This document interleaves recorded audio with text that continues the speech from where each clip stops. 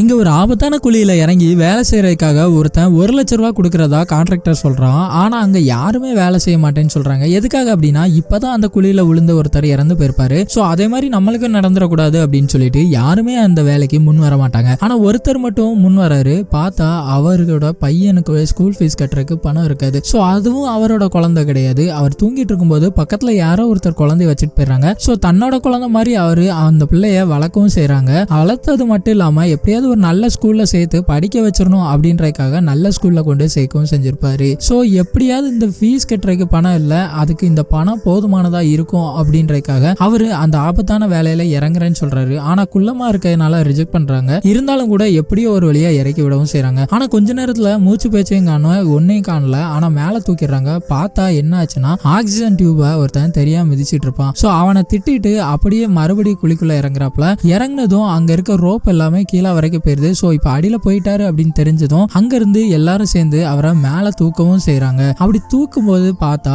அவரோட மூக்குல இருந்து ரத்தமே வந்திருக்கும். இருந்தாலும் கூட அந்த வேலையை முடிச்சுட்டு எனக்கு பணத்தை தா அப்படின்னு சொல்லி கையை காமிச்சிட்டு அப்படியே அவர் ட்ரெஸ் சேஞ்ச் பண்ணிட்டு அந்த பையனோட ஸ்கூலுக்கு வேகமா போறாரு. ஆனா அந்த பையனும் நீ எதுக்காக இந்த ஸ்கூலுக்கு வந்த, இங்க இருக்கிறவங்க எல்லாம் ரிச்சானவங்க, நீ எப்படி இந்த ஸ்கூலுக்கு வரலாம்னு சொல்லிட்டு தன்னோட அப்பாவே மனசோடையவும் செய்யறான்.